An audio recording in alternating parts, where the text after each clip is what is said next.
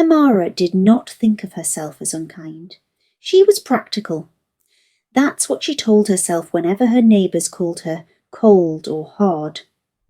Practicality was how she'd kept a one-room apartment, a job at the garment shop, and a small savings envelope tucked under a loose floorboard. She had learned to stretch tea leaves and rinse rice until the water ran clear, to patch shirts so neatly the seams looked new. When the rains came and the alley flooded, she rolled her pants and walked through without complaint. When the dry months came and the price of flour climbed, she measured, rationed, and made flatbreads thin as paper. But practicality has a shadow. In Amara's case, it was a habit of withholding, of guarding, of clutching.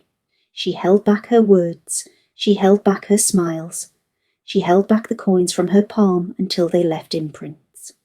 She had grown up learning that to open your hand was to lose it. On the morning the story begins, the city was buzzing the way it does when change is in the air, but not yet on the calendar. Buses coughed, shops rolled up their shutters. A radio murmured a sad song that sounded like a lullaby for grown-ups. Amara tied her hair with a strip of cloth, tucked her chin, and stepped into the street with the precision of someone who counts each step. At the garment shop, the foreman announced there would be no wages for 2 weeks. A delay, he said, tapping a clipboard as though it were a musical instrument and not a ledger of withheld survival. Big orders late. A murmur went through the line of workers like wind through reeds. Amara said nothing. She looked at the clock. She looked at her fingers, scarred by needles. She inhaled, exhaled, practical. By noon, the hunger had a shape, not a roar, but a gnawing that made her ribs feel like a comb run through thin hair. She counted her coins behind the fabric bales. Enough for tea, a handful of lentils, 2 onions, and a round of bread if she bargained gently. She wrapped the coins in cloth with the care of wrapping a baby. "Tonight," she told herself, "there will be lentil stew, and tomorrow I'll think again." After work, the sky hung low, thick, the colour of wet slate. Amara walked the market with the gaze of a hawk, scanning for the stall with the freshest onions at the friendliest price. She bartered. She shook her head, she moved on.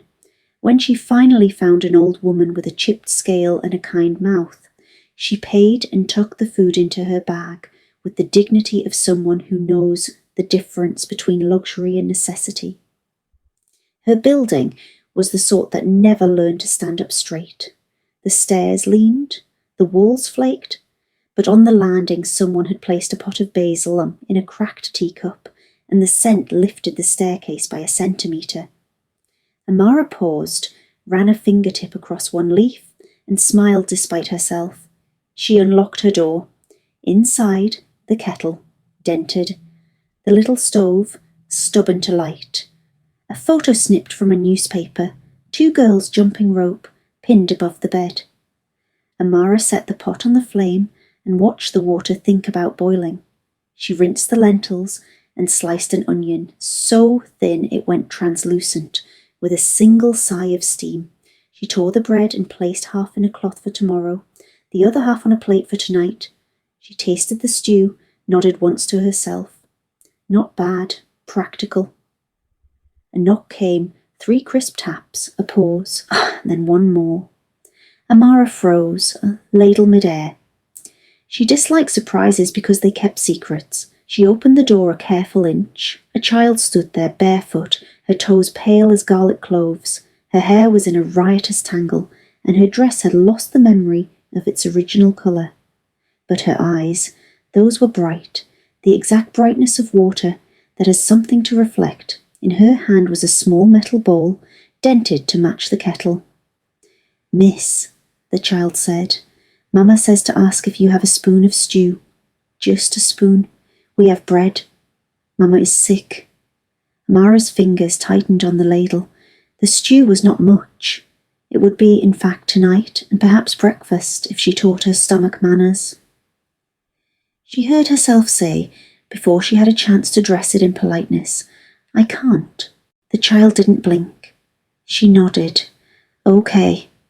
She turned her bowl as if to show it was honest, empty metal and not a trick. "Mama says to say, God bless you anyway." Amara closed the door softly and leaned against it. The stew simmered. The smell of onion and cumin seemed to accuse. She told herself the math. She told herself about wages delayed, about rent due, about the proper order of care. First yourself, then others. She turned the ladle. The child's face hovered in her mind like a paper lantern refusing to go out. When she opened the door again, the corridor was empty. The basil plant a floor down had released another secret breath. She carried the bowl down 2 flights, following a whisper of coughs, until she found a door ajar and a woman lying on a blanket, eyes glazed with fever's sheen. The child sat beside her, patting her hair. Amara cleared her throat. "I brought stew," she said, surprising herself with the gentleness of her own voice. The child's smile broke across her face like morning. "Mama, see?" She held out the bowl, and Amara poured half of her pot into it. Half, the exact amount she needed to not be hungry tonight. She tried to step back, but the child looked at the pot in Amara's hand, and then at Amara as if asking a question, with her eyes only. Amara poured the rest. Practicality, that careful fortress, toppled, and something else, something warmer, riskier, stood in its place. It is easy to be generous when your pockets are deep. The folk test is different. Generosity when your pockets echo. Amara walked back to her room, feeling light-headed, then realised the feeling had a name. Hunger. The pot was empty. She set it upside down to dry and stared at the stale half-round of bread she had reserved for tomorrow. She should save it. She didn't. She chewed, swallowed, drank hot water to trick her stomach into believing it was soup, and lay down fully clothed on the narrow bed. Sleep doesn't like to be commanded, but it can be bribed with exhaustion. Amara drifted off and dreamed of a table set in the street, a long table covered with a white cloth. At one end sat the child and her mother. At the other end, an impossibly old man with a beard like a waterfall of cotton. Between them were bowls of stew that never emptied, loaves of bread that mended themselves after each tear. The old man looked at Amara, smiling with a patience that made time calm down. When she woke, early light threaded the curtain. Her stomach felt like a hand closing and opening. She washed her face in a tin bowl, dressed and knotted her hair. She would stop by the shop and see if the foreman had news, then find work to carry her through midday, a cart to unload, a floor to sweep, anything that would turn energy into rice. On the street, a man argued with his shadow about the price of carrots. A dog trotted past with a shoe in its mouth, very pleased with its theft. Amara crossed the square to the tea stall, where the owner, Kwame, always counted her coins twice, and gave her an extra splash if he was in a good mood. "Morning," he said, handing her a cup. "On credit?" "Cash," she said, and pulled out the last of her coins. Kwame's eyebrows visited the top of his forehead. "Treating yourself?" Amara sipped. "Treating my empty self," she said. Behind them, a commotion rose at the edge of the square, the kind of buzz that happens when a story enters the room before the teller. A crowd parted around a stranger who did not wear the city as if it fit. He was tall, his clothes clean in a way that suggested a different kind of laundry, his shoes new enough to squeak. He carried a leather satchel. He looked around with amused curiosity, as if the square were a stage and everyone had been rehearsing without him. "Who's that?" Amara asked. Kwame shrugged. "Some inspector, maybe, or a buyer. The new food distribution program is sending people to register families." The stranger mounted the step of the fountain and clapped his hands. "Friends," he announced, voice warm, eye contact generous. "I'm looking for a guide." Someone who knows the streets like the lines on their palm. I can pay. Only a day's work, but honest wages. A hush followed, then a murmur. Wages. The word rippled like a pebble in a bowl of water. Amara's hunger stood up and raised its hand. She stepped forward with others, 6, 7, who formed a loose semicircle around the stranger. He smiled. One guide is enough, he said, so let's do it another way. I need not just a guide, but a teacher. He reached into his satchel and pulled out a small wooden box with a brass clasp. Whoever can answer the question in this box will earn the job. A contest, a test. Folktales warn, beware tests that come with smiles. He opened the box to reveal a single coin. Not large, not special, just hand-worn and dull. Here's the question, he said. Is this coin valuable? People laughed. A boy shouted, Not unless you have 100. The stranger nodded, inviting more. Value depends on what you can buy with it, someone said. Bread, tea, or nothing. It has the value of metal at least, said another. You can melt it. Or you can flip it and let luck value your choices, a third added, too wise by half. Amara considered saying nothing. Then hunger, an honest counsellor when it speaks softly, urged her to open her mouth. It's valuable, she said, if you're the one who needs it. And if you don't? The stranger asked. Then it's only weight, she said. He smiled. Good. But wrong. Anyone else? A hush-ish. The crowd leaned in. Amara felt the old flush of being almost right. That was her flaw's other face. Pride that recognised the outline of truth, but couldn't fill in the colour. An old man who had been silent stepped forward. He wore a grey cap, the kind of thing that nods to both faith and fashion. His back was bent but not broken. His eyes were merry the way river water can be merry even when it is cold. Value, the old man said, is a story we agree to tell. The question is, what story are you telling with that coin? He nodded toward the stranger. If you're buying a guide, pay them. If you're buying attention, you've already succeeded. If you're buying wisdom, then you must give the coin away and see if it returns. The stranger laughed softly, as if he'd been caught doing exactly as accused. Sir, he said, you've answered the question without answering it. What's your name? Call me Musa, the old man said. Wise man? The name itself shrugged at the coincidence. And if you're hiring a guide, hire the woman who gave away her supper last night. Every head turned toward Amara. Her face flamed. She began, then stopped. The square rearranged itself as her private act stepped onto the public stage.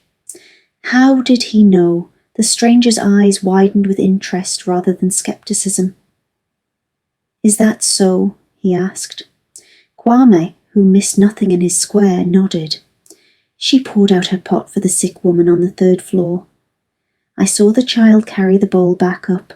My name is Kofi, the stranger said, more gently now. And if Musa vouches for you, I believe him. Will you guide me?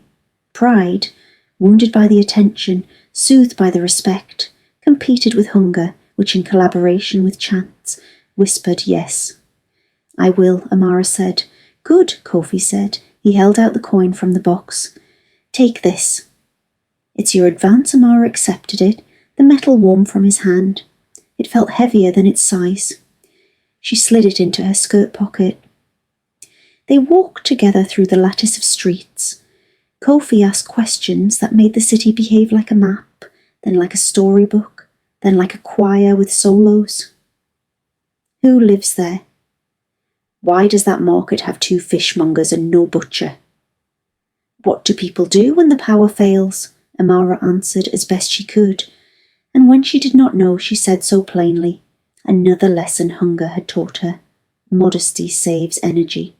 By midday, the sun was a white coin of its own. They paused at a shade tree. Kofi opened his satchel and took out bread, dates, and cheese. He handed half to Amara without formality. She ate, slowly at first, then with the honest appetite of someone who has stopped performing restraint.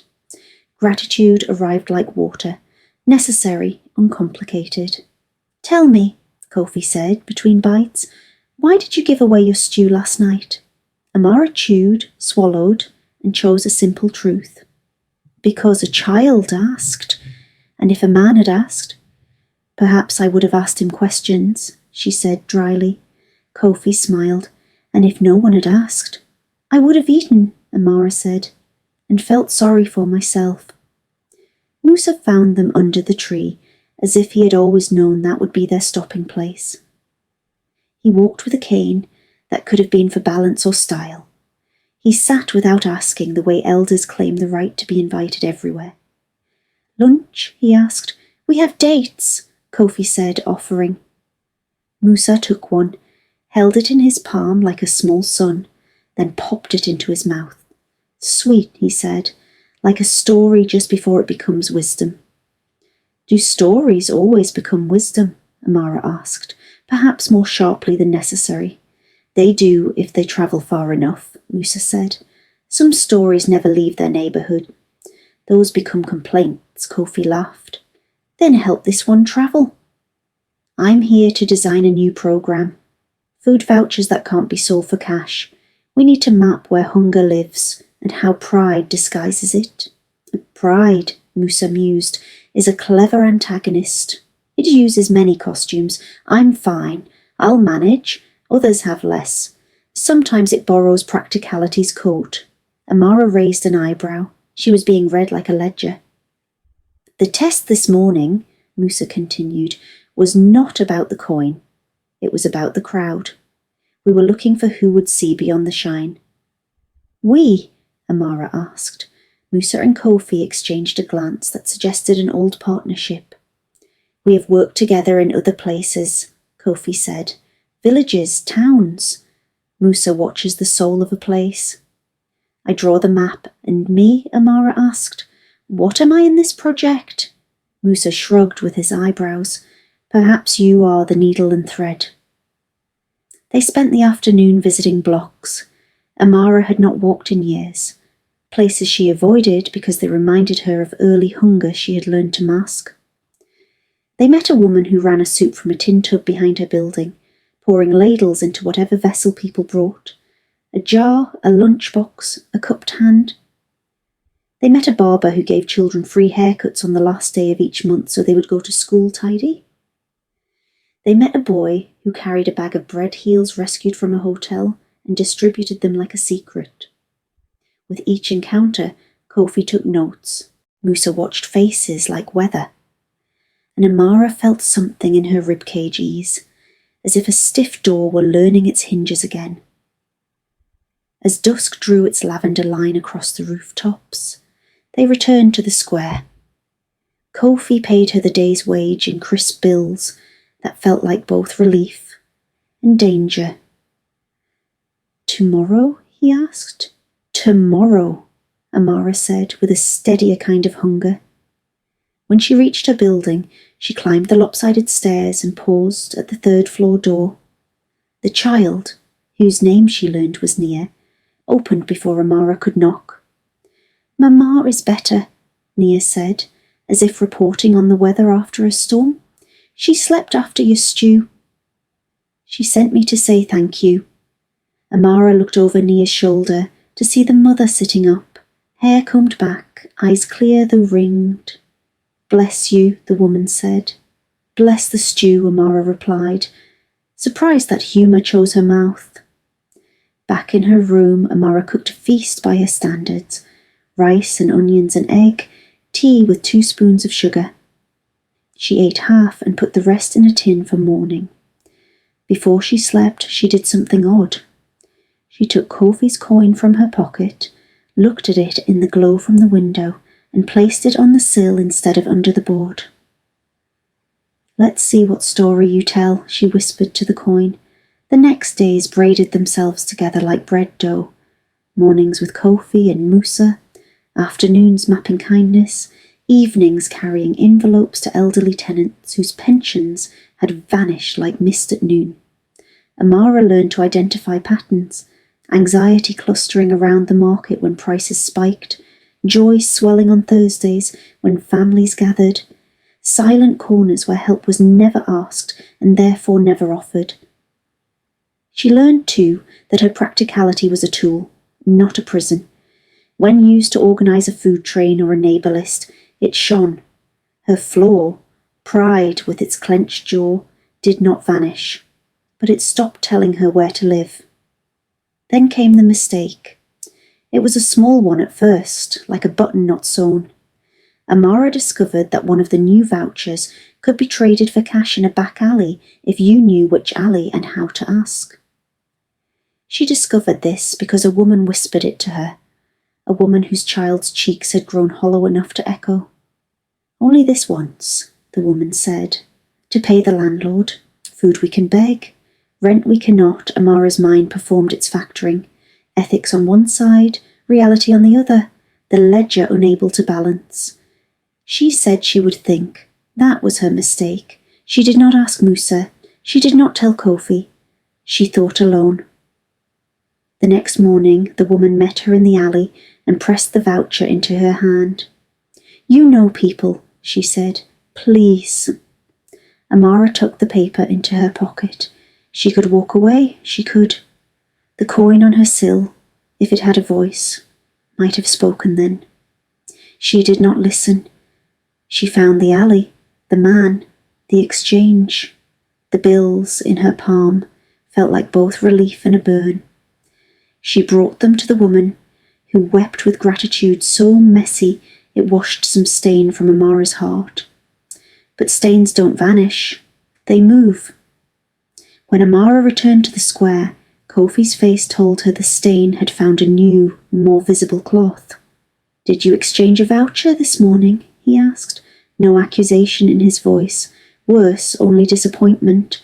Amara could have lied. She didn't. "Yes." Kofi closed his eyes as if to ask counsel. "We designed the system to end this," he said softly. "We designed the system," Amara countered, "to feed people.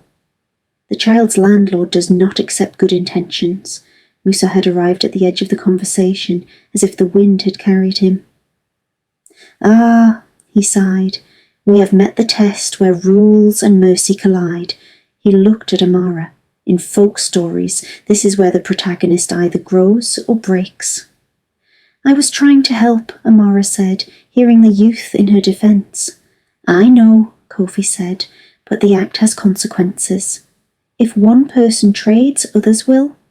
If others do, the programme fails, and then the landlords will still be hungry for their rent, and the children will still be hungry for bread." Pride stirred, ready to swing. Amara swallowed it down. "What should I do?" "Repair," Musa said simply. "Find the landlord, negotiate, bring him to the table, let him meet the programme, replace the voucher with a proper remedy, and if he refuses," Amara asked. Musa spread his hands. "Then we learn he is the antagonist by name, not just by costume." They went together, Amara, Kofi, Musa, to the landlord's house, which was not a house, but a tidy office masquerading as respectability. The landlord, thin, perfumed, nails manicured to a shine that could blind, smiled like a cat that had made peace with stealing songbirds. "We ask for mercy," Amara said, before Kofi could translate the request into policy. "Not charity. Work with us. We will ensure rent is paid on a schedule that does not choke. Take part in the programme. Accept vouchers as partial payment." The landlord tapped his pen against the desk. "Vouchers are not money," he said. "Value," Musa murmured, "is the story we agree to tell." The landlord glanced at him, unimpressed. "The story I tell is that I own the building." "The story you tell is that the poor deserve comfort. I respect rights, you respect wishes." Amara had the sudden burning impulse to throw Kofi's coin at the man's polished forehead. Instead, she placed the coin on the desk. "This," she said, "is a promise. We will secure a donor to subsidise rent arrears for families at risk of eviction. In exchange, you will accept that evicting children is not just bad for your reputation, it is bad business. Would you like your name painted on the wall of the soup kitchen as a benefactor, or whispered in the alleys as a villain? Choose silence. Then laughter, his, brittle, then softening at the edges as he considered the math of image versus income. You are a negotiator, he said grudgingly. No, Amara replied, I am hungry. And when I am hungry, I become practical. Kofi, catching the turning of the tide, added details that make promises into contracts. Within a week, the landlord had agreed to a pilot. Accept vouchers as partial rent from 5 families. Receive a modest tax credit facilitated by the programme. And attend a public meeting where donors were invited to clap at the right moments.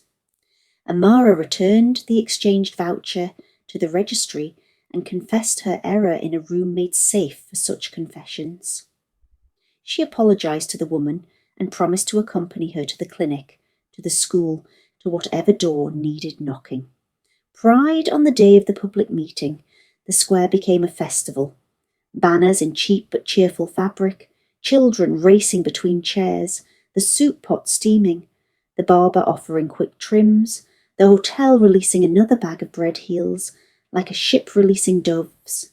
People took turns at the microphone that crackled like an old storyteller. Kofi spoke briefly, all action and numbers. Musa read a poem about wheat finding its way from field to mouth.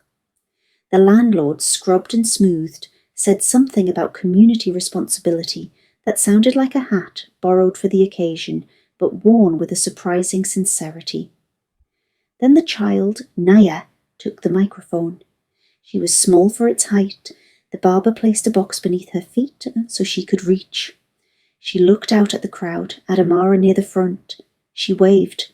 My mama was sick, Nia said in the plainest voice. The lady upstairs gave us her stew. Then some people came with envelopes and a card for the clinic and a place we can get eggs. Now my mama is sewing at home, and she smiles again. I brought the bowl to give back. She held up the dented metal, cleaned until it remembered how to shine. We used it for soup, she said, and for washing my doll's hair. Laughter bubble popped across the crowd. Thank you. Amara felt her eyes go wet in the way that cleans, rather than clouds. She stepped forward and received the bowl as one receives a medal. On impulse, she lifted it, and the crowd clapped, not for metal, but for movement, for a circle being drawn, completed, larger than when it began.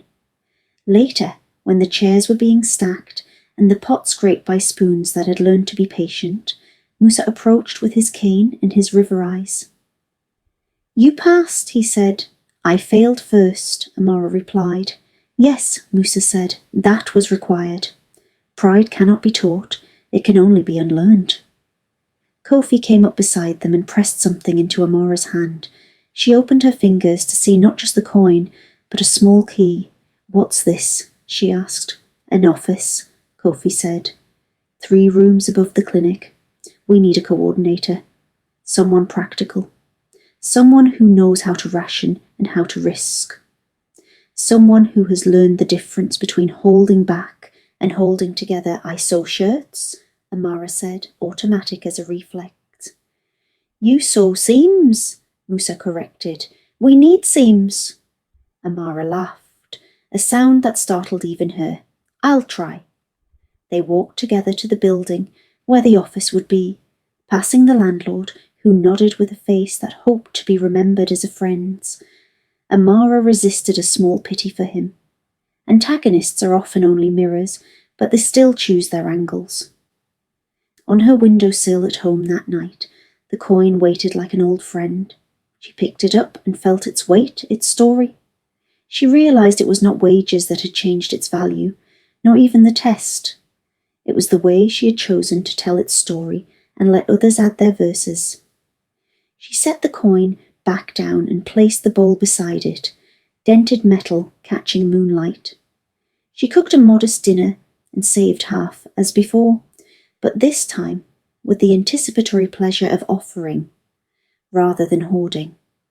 She slept, and her dream returned to the table in the street, long and white-clothed, the bowls refilling themselves. But this time she saw how everyone, quietly, was tipping a little from their own bowl into the one next to them. In the weeks that followed, the programme ripened. There were mistakes, the wrong address on a delivery, a quarrel over the last bag of rice, a rumour that turned out to be a wish. There were victories small and large, a child who stopped fainting in school, a grandmother who taught 3 teenagers how to make soup from bones and courage, a market stall that began offering a community pot. A little bit of everything left at day's end, combined into a meal that tasted like the city had learned to cook together. And then, one ordinary Thursday, rain tapping its fingers on the roofs, a stranger knocked on Amara's door. The pattern was different. 2 knocks, pause, 2 more, but it still folded time back to that first night. She opened. In the hallway stood a woman in a plain scarf, carrying a parcel wrapped in brown paper. "You don't know me," the woman said, "but once in another part of the city, when everything was blue with winter, a woman brought us soup. She did not know us. She left the pot and a loaf of bread. My mother told me about her for years. The woman with the soup, we called her. I have carried the story like a coin, with a hole in it, on a string around my neck." The woman lifted the parcel. "I bake bread now. I wanted to bring you a loaf. It is not payment, it is participation." Amara took the parcel, warm against her palms. "Thank you," she said, "and please, sit." "I have stew," they ate, and when the bowl was empty, it did not feel like loss. It felt like wind, like breath, like a promise being fulfilled not by magic, but by ordinary people deciding to be more than their hunger. That night, before she slept, Amara wrote a list on a scrap of paper, her practicality making peace with her heart. At the top she wrote, "Things I learned." Beneath it, "You can guard your bread so tightly you forget why it was baked. Pride doesn't fill a stomach, but it will empty a room. The bravest people I know say I need help as if it were a profession. The smallest bowls can start the largest tables. If you want a coin to be valuable, spend it on someone else's hunger." She folded the paper and tucked it under the coin, an offering to the sill and to the future. The next morning, as she crossed the square, Amara saw Nia and her mother buying tomatoes. Nia waved with both arms, as if calling down a plane. The landlord nodded. Kwame poured tea with a flourish. Kofi, at the fountain, was laughing at something Musa had said. The city did not change its shape overnight, but it had learned a new habit, which is how cities begin to be better. They practice. As Amara passed the basil plant on the stair, she pinched a leaf and held the scent to her nose. It smelled like clean beginnings. She thought of the question that had opened all this. If you had only 1 meal left, would you share it? She realised the better question was simpler. If you had 2, would you remember the person with none? She climbed, went to work, and kept her door a little more open than before. Kindness multiplies when it is practical. Practicality becomes wisdom when it is kind. Before the day ends, set aside 1 meal's worth, money, time, or food, and share it with someone who didn't ask but needs it. Tell one other person why you did. Let the story travel, and watch your coin return as a table big enough for all.